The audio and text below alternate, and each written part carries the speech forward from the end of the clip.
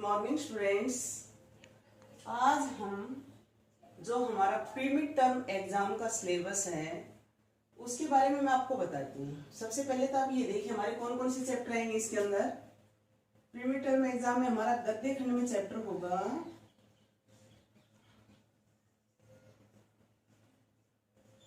एक तो है दो बैलों की कथा।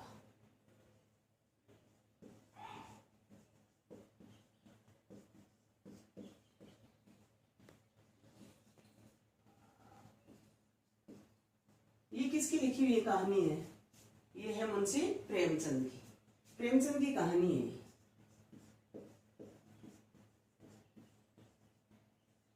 दूसरा हमारा चैप्टर है वो है हमारा लासा की ओर।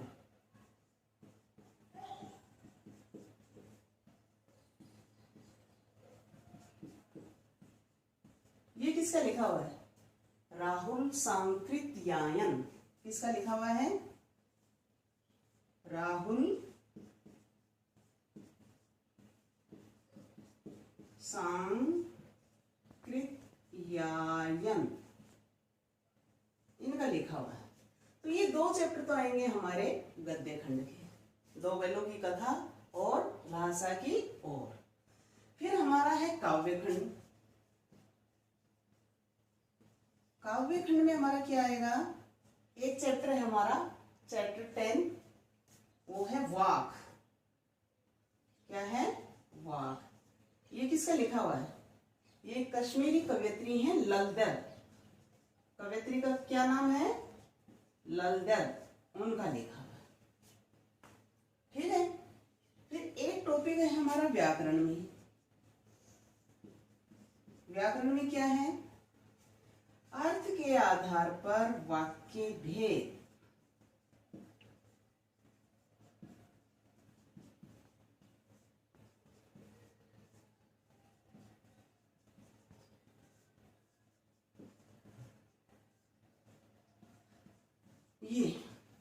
ये हमारे 4 टॉपिक हैं। ये हमारा प्री मिड टर्म एग्जाम का सिलेबस है। तो आज मैं आपको, वैसे तो हम कई बार पढ़ चुके हैं, आज आपको व्याकरण का जो हमारा टॉपिक है अर्थ के आधार पर वाक्य भेद, उसका रिवीजन करवा रही हूँ। तो इसके बारे में हम थोड़ी चर्चा करेंगे। आप ध्यान से सुनिए।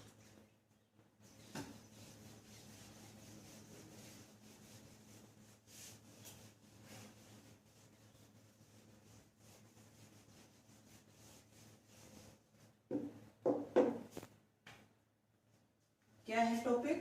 अर्थ के आधार पर वाक्य भेद।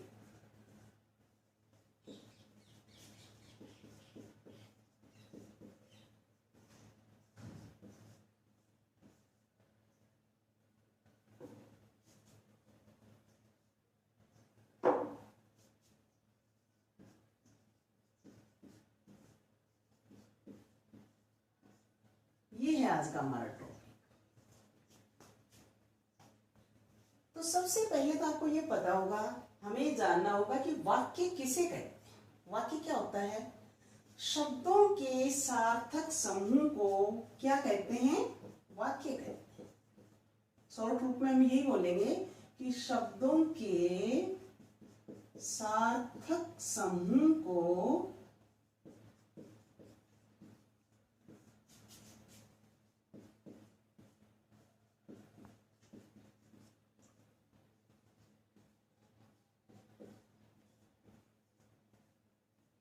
वाक्य कहते हैं। ठीक है। अब अर्थ के आधार पर हमने सबसे पहले जो वाक्य है इसको 2 आधारों पर हमने वर्गीकरण किया। एक होता है अर्थ के आधार पर, एक होता है रचना के आधार पर। तो रचना के आधार पर वाक्य के कितने भेद होते हैं? 3 होते हैं। सरल वाक्य, संयुक्त वाक्य और मिश्र वाक्य।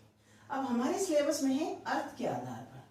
तो अर्थ के आधार पर वाक्य के 8 भेद होते हैं। कौन कौन से हैं वो? अर्थ के आधार पर वाक्य को हमने इसके 8 भेद बताए हैं। उससे पहले आप ये देखेंगे जो हमारा वाक्य है उसके अंग भी होते हैं। अंग को क्या बताया गया है? घटक भी कहते हैं इसको, अंग या घटक। तो वाक्य के कितने अंग होते हैं? 2 अंग होते हैं। कितने होते हैं? 2। एक होता है उद्देश्य और एक होता है विधेय।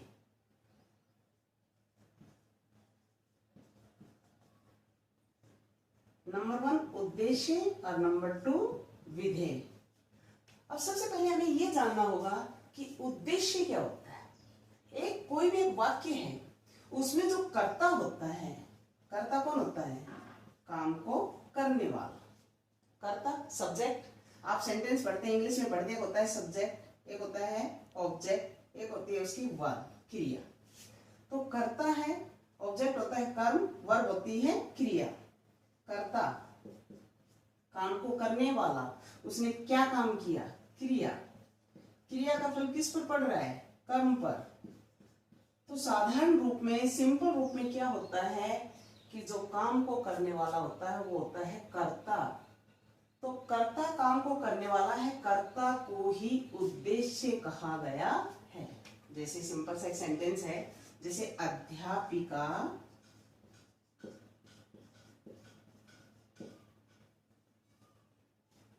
पुस्तक पढ़ा रही है।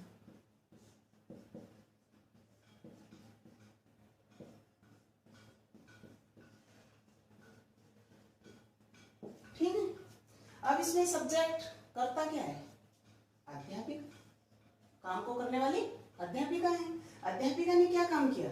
पढ़ाने का काम किया, पढ़ा रही है, क्रिया है।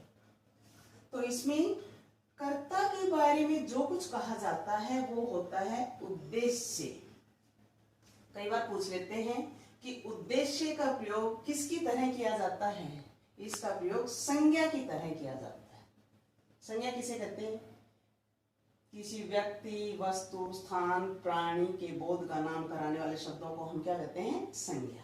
तो उद्देश्य है वो वाक्य में संज्ञा की तरह कार्य करता है। ठीक है। तो वाक्य जो है, इसके अंग जो हमने बताए, तो एक उद्देश्य होता है, एक विधेय होता है। जो कर्ता होता है, काम को करने वाला है, वो उद्देश्य है। और उस कर्ता के बारे में, उद्देश्य के बारे में जो कुछ आगे बताया जाए वो विधेय कहलाता है। ठीक है। तो क्वेश्चन इस तरह से भी आपसे पूछ सकते हैं।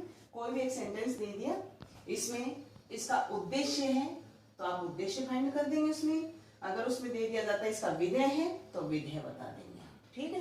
एक तो ये हो गया आपका क्वेश्चन। इसमें वाक्य के अंग या घटक भी पूछ सकते हैं, या वाक्य को हमने कितने आधारों पर बांटा है वो भी बता सकते हैं। एक अर्थ के आधार पर, एक रचना के आधार पर। आपसे ये भी पूछ सकते हैं अर्थ के आधार पर वाक्य के कितने भेद हैं, तो वाक्य के 8 भेद हैं।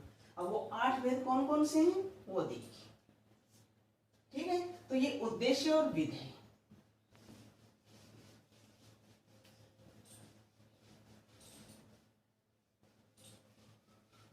अब हम अर्थ के आधार पर वाक्य के जो 8 भेद हैं वो पढ़ेंगे। सबसे पहले आता है हमारा विधानवाचक वाक्य।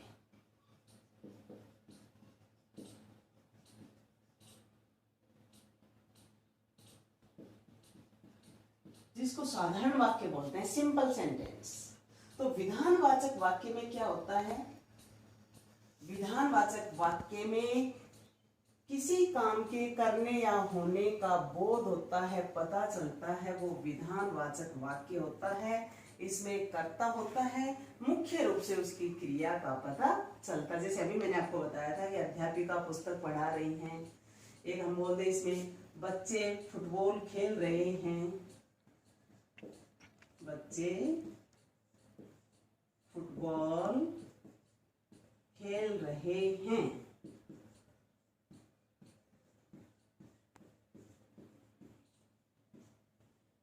माताजी खाना पका रही हैं।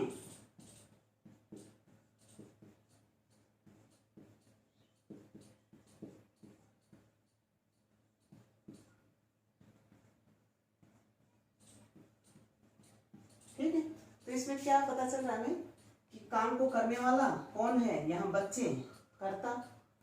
ये क्या काम कर रहे हैं? फुटबॉल खेल रहे हैं, तो खेलना क्रिया है। तो एक कर्ता है और मुख्य रूप से उसकी क्रिया का पता चल रहा है, उसे हम विधानवाचक वाक्य कहते हैं। ठीक, दूसरा है हमारा, और विधानवाचक वाक्य में जैसे एक एग्जाम्पल है, लड़कियां नृत्य कर रही हैं।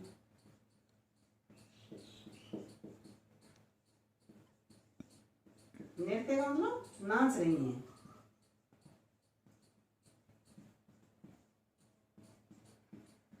ये भी विधानवाचक है। ठीक, अब एक तो है, हम इनके ऐसे एग्जाम्पल देते रहेंगे। एक रूपांतरण करना, रूपांतरण का मतलब क्या होता है, उसमें परिवर्तन करना, बदलाव करना। रूपांतरण क्या होता है, परिवर्तन, चेंजिंग।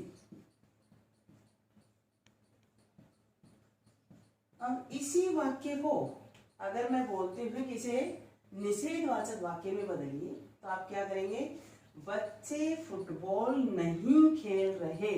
परिवर्तन हो गया, चेंज हो गया। किसमें चेंज किया हमने, निषेधवाचक। एक आ जाता है कि इसको आप प्रश्नवाचक वाक्य में बदलिए, तो हम बोलते हैं क्या बच्चे फुटबॉल खेल रहे हैं, वो प्रश्नवाचक वाक्य बन जाता है। तो इस तरह से रूपांतरण करना भी क्वेश्चन होता है।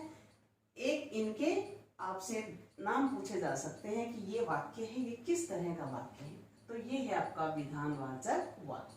आ गया समझ में। नेक्स्ट है हमारा निषेधवाचक वाक्य।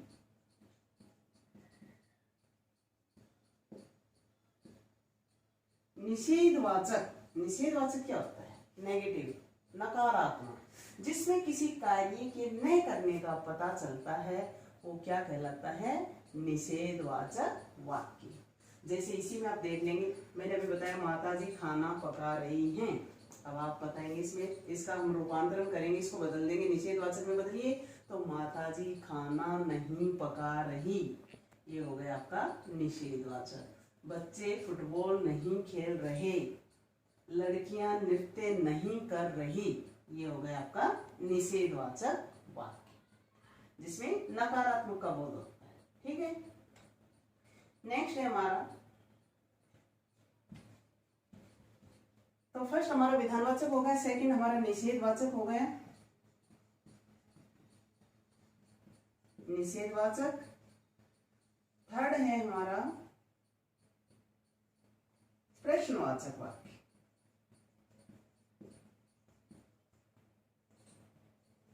प्रश्नवाचक में क्या होता है, हमें प्रश्न का पता चलता है। अब कई बार मैंने देखा है, जब मैंने आपको होमवर्क दिया तो उसको चेंज करवाते हैं, तो बच्चे क्या करते हैं, प्रश्नवाचक में बदल तो देते हैं, लेकिन उसके आगे प्रश्नवाचक चिन्ह नहीं लगाते। इसकी सबसे बड़ी पहचान है, प्रश्नवाचक वाक्य में क्या होता है कि प्रश्न का पता चलता है कि क्या बच्चे फुटबॉल खेल रहे हैं। अब क्या क्या लगाने पर क्या होगा, क्या बच्चे फुटबॉल खेल रहे हैं। ठीक है,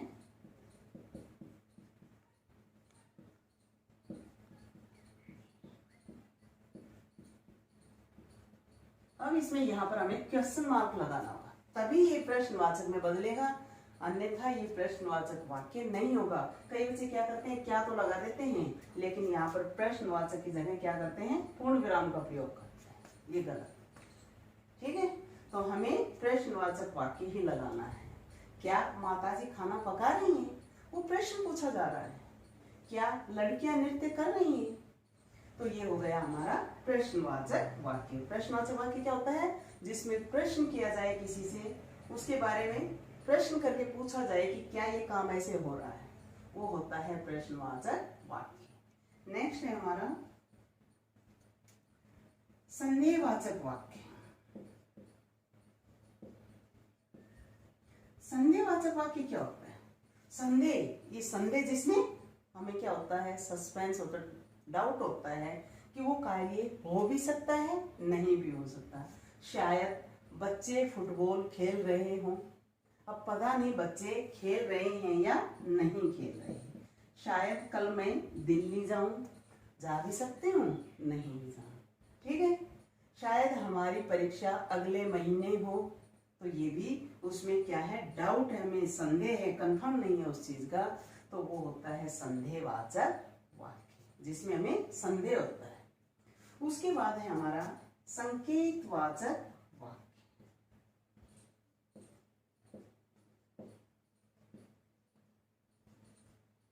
संकेतवाचक वाक्य में क्या होता है, इसमें दो वाक्य होते हैं, एक प्रधान वाक्य होता है, दूसरा उस पर आश्रित होता है। ये क्या होता है, यदि आप आओगे तो हम खेलने चलेंगे। ठीक है, तो वो क्या है, उसके आने पर निर्भर है कि यदि आप आओगे तो हम खेलने जाएंगे। ये क्या है, हमारा संकेतवाचक वाक्य है कि यदि वर्षा होगी तो फसल अच्छी होगी, यदि मैं मेहनत करता तो अच्छे अंक प्राप्त कर पाता। तो ये उस पर एक वाक्य है, वो दूसरे वाक्य पर क्या होता है, निर्भर होता है, उसे हम कहते हैं संकेतवाचक वाक्य। ठीक, उसके बाद एक है हमारा नेक्स्ट इच्छावाचक वाक्य। इच्छावाचक में क्या होता है, इच्छा प्रकट की जाती है। ठीक है,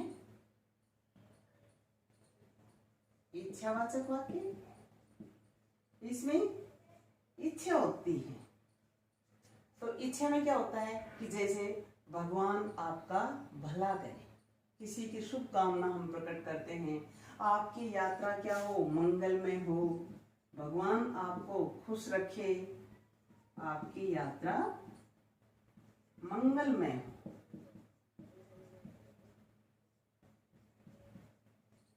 आप सदा खुश रहें, आपकी यात्रा मंगलमय हो, आप सदा खुश रहे, भगवान आपका भला करे, आपको भगवान दीर्घ आयु दे। तो ये हमारी इच्छा है, कामना है। ठीक है, आपकी यात्रा क्या हो, मंगलमय हो। तो ये इच्छावाचक वाक्य है। नेक्स्ट है हमारा आज्ञावाचक वाक्य।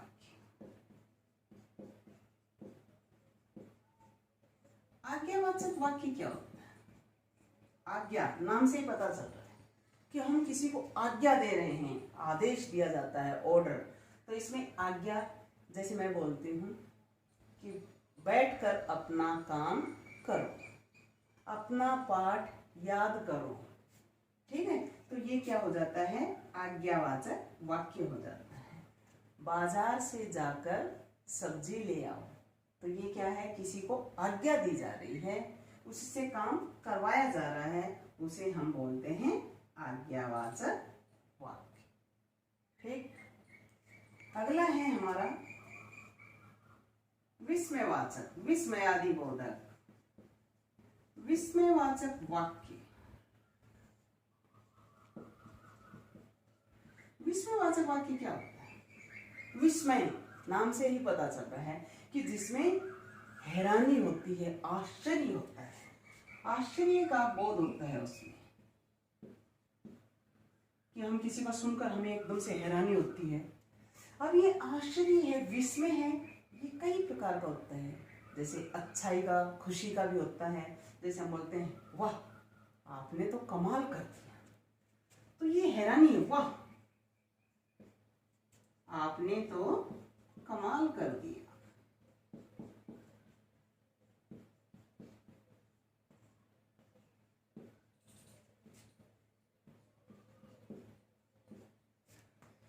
तो ये जो विस्मय सूचक चिन्ह लगता है, इसे देखकर हम पता कर लेते हैं कि ये विस्मयवाचक वाक्य है। वाह कितना सुंदर फूल है, अरे आपने क्या किया, आपने बहुत अच्छा कर दिखाया। या फिर हम बोलते हैं, अरे आप आ गए, मतलब वो आश्चर्य हो रहा है, हैरानी हो रही है, हमें नहीं पता था कि वो आ जाएगा, देखते हम बोलते हैं अरे आप आ गए, तो वो भी क्या है, विस्मय। ठीक है, तो ये है विस्मयवाचक वाक्य, जिसमें हमें घृणा, जैसे घृणा हो जाती है किसी चीज, हम जा रहे हैं रास्ते में गंदगी है तो हम बोलते हैं छी कितनी गंदगी है, तो छी, इसके बाद भी ये विस्मय सूचक चिन्ह लग रहा है, ये क्या है, विस्मयवाचक में आ जाता है। एक हम बोलते हैं, वाह कितना स्वादिष्ट भोजन है, आज तो खाने में मजा आ गया, वाह कितना स्वादिष्ट भोजन है।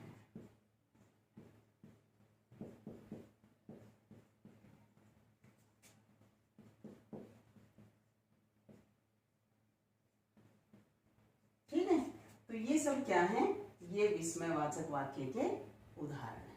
ठीक है, तो इस तरह से अर्थ के आधार पर वाक्य के 8 भेद हैं। अब हम इनका सीधा ऐसे भी पूछ सकते हैं कि इस वाक्य में कौन सा है, और यदि इनका रूपांतरण किया जाता है तो हम इसको चेंज भी कर सकते हैं, बदल सकते हैं। तो आप इनकी अच्छी तरह से प्रैक्टिस कर लेंगे। धन्यवाद।